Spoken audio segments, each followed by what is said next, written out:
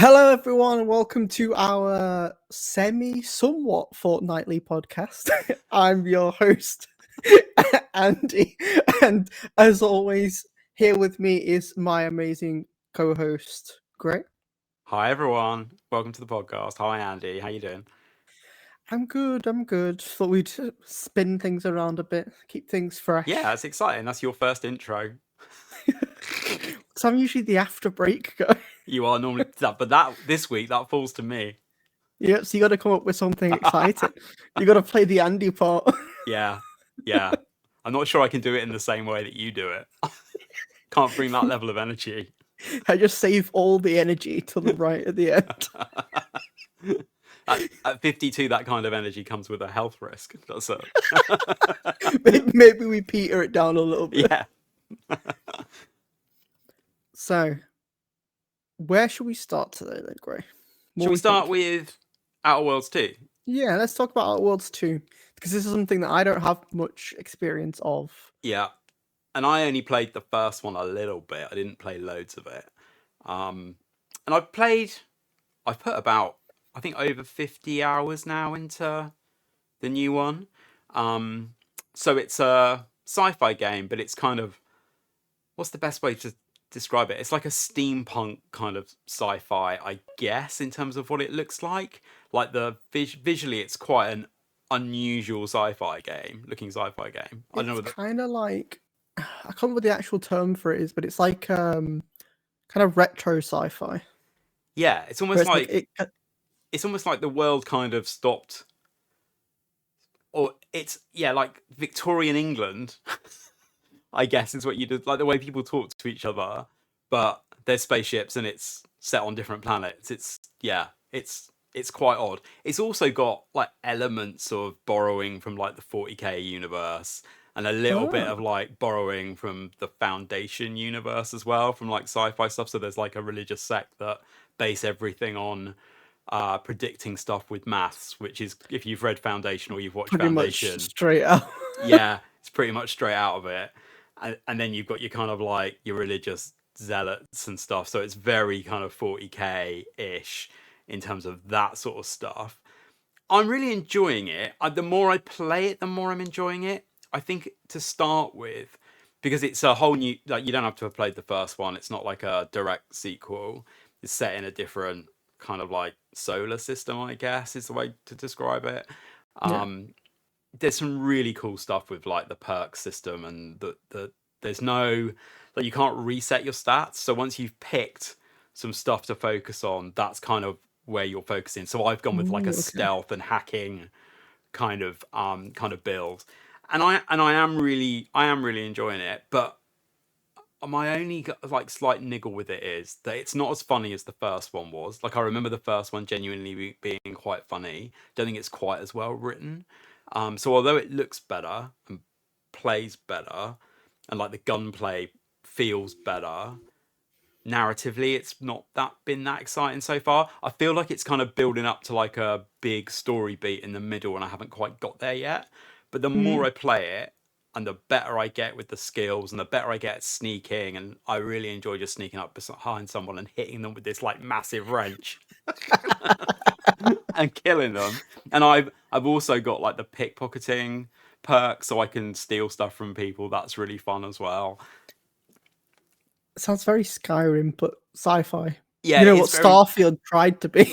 Yeah, it kind of like it is a bit like those games. Like Fallout, I guess, is kind of the biggest sort of inspiration for it. So, you know, NPCs are very static. They don't really move around. So if you need to go find someone, they're always going to be in the same spot. It doesn't have that sort of emergent gameplay in the same way that Yotai does, that I talked about last time around. So it's, you know, go A, kill B, that completes the quest. And I guess it's that stuff that's maybe not as interesting as some of the like the character build stuff is. Yeah. But yeah, it's been good so far. I think I will probably finish it, but you know what I'm like. We'll see. Get your bets in now, folks. Yeah, but I think it's a really good I describe it as a AA. It's a good AA game. It's been fun so far. reminds me an awful lot of Avowed, which came out from the same developers Oh earlier in yes. the year. So it's got like the way that the movement works, all that kind of stuff is very similar. It doesn't have quite the sort of parkour stuff that did, but yeah, very very similar in kind of look and feel, I guess. It's another game I never really got round to playing, Avowed, but I remember you saying it was great. It was quite fun. Yeah, it was quite fun. Again, didn't finish it, so it was. That's the trouble with Game Pass games; they kind of lose their value. So that feeling of I really should finish this because I've spent lots of money on it just isn't there. Just isn't there as much. No, I remember I've tried the first Outer Worlds. I played about not a lot, like 10 hours maybe. Yeah, I think that's about what I did. I just didn't get hooked. I think the thing is, I expected it to have a lot more kind of impact with the companions, kind of like Mass Effect style, where they're really important. Oops, but they just didn't, and it really lost it on me because it was just kind of like having just bodyguard A, bodyguard B.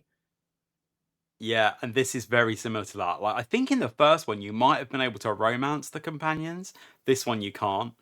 You And couldn't in the first either, it I don't think. definitely you're right, it lacks that Mass Effect thing. Like the ship on Mass Effect was like almost a character in and of itself, right? So Yeah, you'd go back and you'd be excited when you were between missions back at the ship and talking to people. It has a ship, but it doesn't have that sort of vibe to it. That feels like it's a little bit of a miss as well, maybe. But yeah, the great. companions aren't great. Now I want to play Mass Effect again. Yeah, what a game that was. What a game that was. Oh. Right, okay. So should So we move on yeah, to so I would recommend it.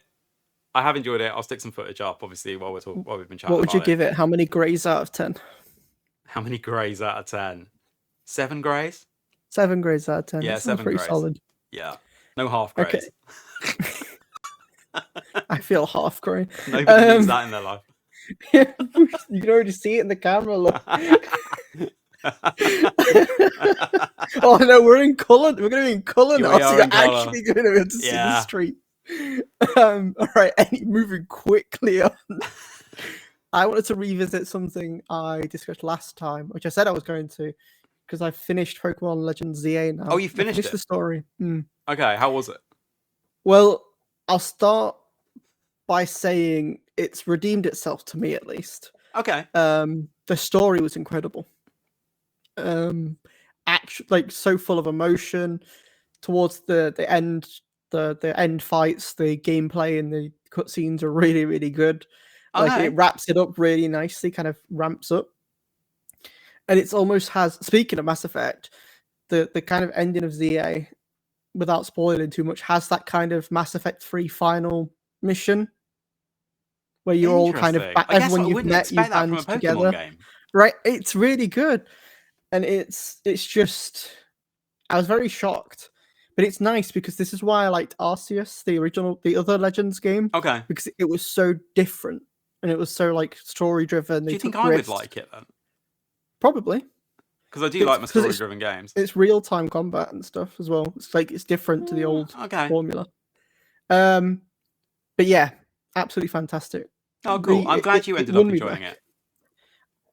I'm going to update my rating because I said 6 or 7 last time. Oh, how many Andes is it getting out of 10? It's a solid 8 Andes. 8 whole Andes. 8 whole Andes. It's a lot of Andy. The only reason it kind of fails for me is the typical Nintendo price point. Yeah. There's a couple things. Like I'm far past the 2D walls and shit now that people are complaining about. To me, that's if you're staring at walls while playing a video game, I don't think you're playing a video game. You should be playing something like House Decorating Sim or something. Yeah, I'd agree. Yeah. But the start of it's a bit slow, but it's because it's a kids game for all intents and purposes. Yeah, and that's where I guess I had a little try of that Digimon game, and I was like, oh god, this is just written for children, like that. So I was like, this is definitely not for me. ironically, Digimon is more older than Yeah, it's more aimed at an older demographic than yeah. Pokemon is. That wasn't coming across. No, no, it's very very anime weeb Digimon. Yeah, it is. It is. Okay, should we take a little break and then we can come back and talk a little bit about a new experience on Battlefield 6? Mm-hmm. Yeah. Okay. We'll be Sounds right good. back. Welcome back, everybody. Right. We want to talk about is it REDSEC? Is that what it's called? Yeah. REDSEC, yeah. So Battlefield 6, since we last recorded a podcast, have released the Battle Royale mode for Battlefield 6. And we've both played it. I love it. You are less of a fan. You like kind of your pure Battlefield, don't you? Yeah, but I'd say I do like it. Like it's for a side mode. This is what I class it as. It's very good because like if it released as its own game, I don't think it would be as good. REDSEC by itself. Oh yeah, which But is what. like as a separate mode, it's really good. Yeah, I really enjoy it. I mean, I haven't won a match yet, and I keep doing it with randoms, like because obviously I'm off work at the minute, so like daytime today I went and played probably only about like 3 maybe 4 matches, and like with a couple of guys who were good and were like good partners and didn't quit out just because they died and stuff like that.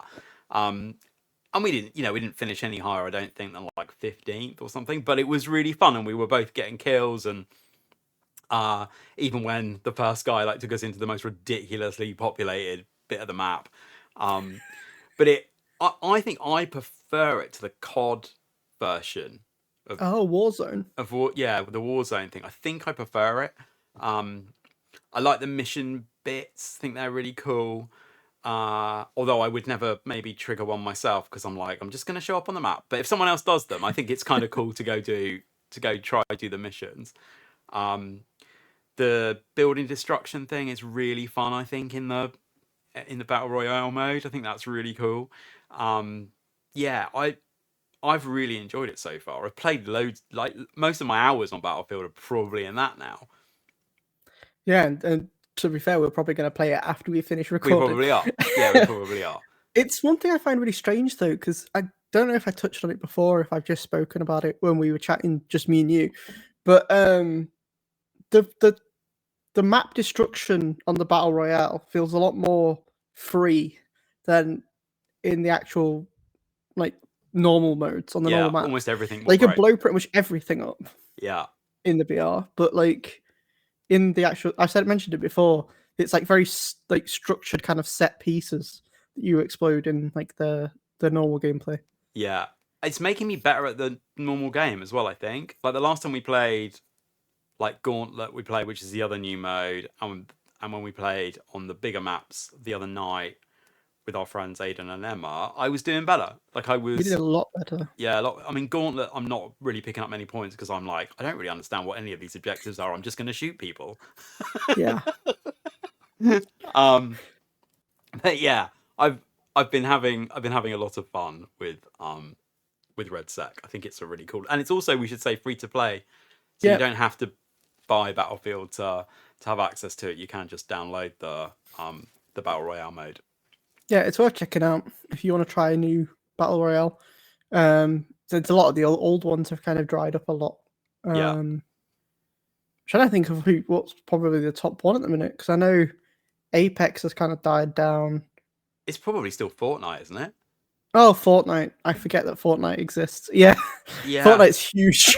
Yeah, it's probably still Fortnite. I think like Warzone's still popular, isn't it? But yeah, Fortnite is probably the one. But yeah, I'm still stuck in the days of PUBG. I was just thinking the other day, I was like, man, I miss PUBG. It was a fun game. Yeah, I never played it.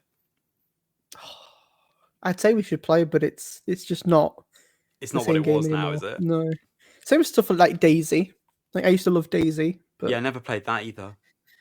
Yeah, it's not worth playing now. Wasn't that like a mod of another game initially? Mod of Arma 2. That's right. Originally. Yeah.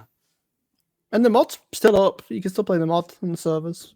But it's the same problem. People that play it now are just ridiculously good at it. Good at it. Yeah, it's like Fortnite. It's not really. I used to quite enjoy like the shooting on Fortnite, but the building was just yeah. Well, have you not played since they added the zero build? Oh no, I haven't. Oh, maybe we need to go. We need to revisit Fortnite at We some did point. play, didn't we? Briefly. Do you remember when they launched the Rocket League racing bit, and Yes, we played we went and that. played some other Fortnite then. They've got like a Lego one now as well, the Lego Fortnite. Yeah, that was why we did it, and then I never played it. Maybe we should visit that Maybe as well. we should. Maybe we should. So I should talk about the game I'm going to buy tomorrow. Yep. And then I think we've both got like a secret thing, and we don't know whether it's the same secret thing that we're going to talk about. So Yeah, we've decided we're going to bring a spontaneous topic every episode. So my first bit of spontaneity is that I'm going to buy the new Anno game tomorrow, Pax Romana. Oh, okay. Which is like Roman city builder, which has got a bit set like in the Mediterranean, and then another bit that's set in Britain, which sounds great. So it's apparently the campaign's quite short, and it takes about 10 hours, and then it's got like an endless mode, so you can just keep going and going. And if there's one thing I love, it's a city builder. And Roman city builder sounds so cool. And I've watched like Luality, who's a streamer I watch quite a lot. She's playing it tonight. She's obviously got early access to it, and it looks amazing. So yeah, gonna be playing that.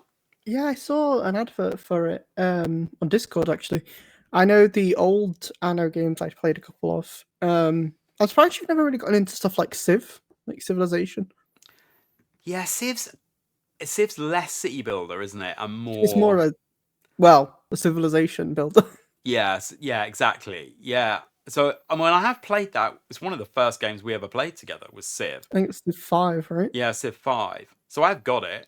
But yeah, I've never really got into that. But I do love a city builder. So yeah, that's on the wish list and getting purchased tomorrow. I think it comes out about 5 o'clock tomorrow afternoon. I might stream some of that on Friday actually, because I haven't done any streaming for a couple of weeks. I'll check it out when I get back from the office. I'll have you up on the side. Cool. Okay, so what's your secret thing? I'll give you a hint. It was announced today. Oh, I think mine was 2. Okay. I'm talking about the Steam machine. It's me too. Yeah. In fact, they announced 3 products today, didn't they? Yep. So we've got Steam machine. Yeah. Steam controller.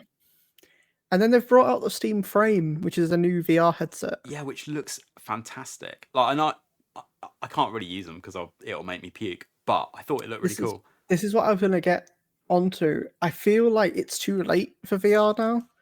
I feel like companies, it's kind of a waste until we've got like a significant tech boost. I feel like it's just no headset that's coming out seems to be significantly better than any that are already out. Yeah, I like the compactness of it. Apparently, it's really light. I watched Linus Tech Tips do he'd had an opportunity to do a hands-on with it, and he was really impressed by it. For me, it's more about there's not enough really great video games that have really figured out how to make that stuff work in a really well. Ironically, it's only really Steam that seemed to have done that with Half-Life Alyx. I've heard there's some good Horizon has a good. Oh yeah, it does have a VR experience. game now. And then there's Hellblade. It's really good in VR. Yeah, it's terrifying. I bet. Wow. Okay. So yeah, but what did you think about the Steam machine? Because that's the big one, really. So I've not watched the video. I've mainly just read through an article with the specifications. So it's promising. I mean, I'm all for more people having access to Steam because the Steam system and the Steam library is phenomenal. Yeah, it's fantastic. Amazing. As someone who's we've both bought Steam Decks, I still use mine regularly. It's although it's more of a glorified streamer at the minute from my PC, but I have a lot of trust in the way that Valve do things with Steam. That I feel like if they do this well, it's going to be kind of game changing. No pun intended. Yeah. So it's basically a little PC, isn't it? That's Yeah, kind of what, so and they're I think promising they're sort of 4K, 60 frames a second. 4K 60. They've said they're aiming for PC entry level kind of performance, which I mean 4K 60 is already further than that. But in like a console size, I think it's going to be about the same size as a GameCube, which is like Yeah, this. So it's going to be quite small, compact. The stats that I were reading said that it's going to be about 6 times more powerful than the Steam Deck. yeah. So it could be really promising, especially if it's like makes gaming, especially PC gaming, a lot more accessible. It makes PC gaming more accessible, and that, like, getting a gaming PC has completely changed the way that I play video games and the types of games that I play. Like, it's changed everything really, and I think it's a real. Obviously, we don't know the price point yet, so that's going to be interesting. My guess is it's probably going to be in the PS5 Pro ballpark price wise. Would be a Six, guess. I'm thinking about 600, maybe 600 quid. 500, Yeah, something yeah. like that. I thought the Steam controller looked cool as well. That looked like a really nice bit of kit. I don't know. I also kind of feel like it's too big, but that's just because I have small hands. Well, I don't have big hands. Because like I've got the 8-bit dough, so this is Yeah, my which 8-bit is dough that I nice. I bought. really like that. It's a really nice size, really good. Yeah. Great controller. But then like to feel like you have to excuse the flashing because I'm running macro at the minute on Pokemon. To feel like it then has extra things here with like the 2 touchpads. Yeah. They'd have to stretch this out. So then at that point it feels like it's starting to get. I don't know about you, but those touchpads on Steam Deck, I don't find them particularly great. I really like them for playing. I played Rogue Trader pretty much entirely on the touchpad. Oh, okay. I haven't It's for stuff tried like it on a that. game It's like quite that. good. But I do agree with you. I've caught myself on it and made a mistake Yes, more often it's than really I've done. easy Like to. actually, yeah. Yeah. What I did like was the charging cable was. Did you I have you didn't seen? Have see. you not seen the I've not video? seen. Have I've you? not actually watched the video. No. So it's the charging cable has like a little dock on it, so you just sit it on Oh, the end of the charging cable to charge it. Um, it's like that's interesting. it's got a magnet on it. They're saying Because it's got like a 35-hour battery life. Yeah, so but this is the much charger smaller for than the that. 8-bit dough. You just sit Yeah, it on top. yeah, but much smaller than that. But That's so cool. I did think the controller did look nice. Yeah, I'm all for more innovation from Valve. Honestly, I'll have to watch the video and have a look, but I will probably end up buying it. I think me and Katie have already said that we're going to see how much it is because we're already interested. What the Steam machine or Yeah, well, both pretty much. I imagine. I don't really think Probably I not going to would. bother with the VR headset though. No, I won't because the motion sickness will just make me puke. Like I can't really do VR. And I probably won't bother with the Steam machine because I have no need for I mean, I got 2 gaming PCs in here anyway. I don't really need a third. But like if it encourages people that are normally, just into using consoles to get involved with like playing PC games, like games like Peak, for example, stuff like that only have come out on PC so far. Suddenly, more people will be playing it, like that kind Yeah, of stuff. and they still run off controls. Yeah, Like you can still controller support still there. yeah, yeah, I was going to say stuff like World of Warcraft, unless that's going to come to Xbox eventually, but because the way that Steam OS works is because it's on Linux, you can sideload other things. So like I've and then played just add them World to of the library. Warcraft. Yeah, I've played World of Warcraft on my Steam Deck, completely controller. So it's like it opens up extra different avenues. Yeah, it does. Yeah, The and it's only thing I will say, which is a concern, I didn't mean to cut you off, no, you're right. is SteamOS, because it's on Linux, has some games that won't allow it unless they'll change it for the Steam machine because of their anti-cheat. Oh, okay, It doesn't interesting. work with, namely, an example would be like Apex Legends, Destiny 2. They don't Okay, work on Steam Deck. interesting. Okay, maybe there might be some workarounds for stuff like that. I mean, it is Mm. a lot of like PlayStation titles now are getting released through Steam as well, aren't they? So Helldivers did, although there was a lot of controversy around it at the time, but it did and is still there. You just needed a PlayStation account and all that crap. But Yeah. gaming feels like it's gone from, apart from Nintendo, it's gone from being really siloed into like PlayStation, Xbox, PC, into becoming much more kind of homogenous. Like, you know, apart from the odd exclusive like Yotai, stuff tends to come out everywhere. And I'm loving that, like, cross-platform play is becoming a lot more kind of default. Yeah. So, like, if you've got friends on console, you can still play together. And I hadn't realised that until we were playing Battlefield 6 with our friend Aidan, that Discord now is completely embedded into the PlayStation bit. You don't have to like use your phone and stuff in the way that you used to. It's all kind of just built in, which is brilliant. It's just great. We're in a good age for gaming at the minute. We are. Excited to see where things go. Yeah, me too. Me too. Right, we should wrap it up. Yep. Because we got some people Sounds to go good. shoot on Battlefield. Yeah. Shooty time. Thanks so much for listening, everybody. We really appreciate it. And we will see you next time. I'll give you an update on how I've got on with building a little city in Rome. And hopefully it'll be in 2 weeks. We'll see. 2 weeks, Andy. Not just me. I'm making big adult decisions at the minute. I know so you are. I know. I'm only teasing. I'm only teasing. Right. I'll speak to you in a second. All right. Everyone else, Catch you next time. see you in a fortnight.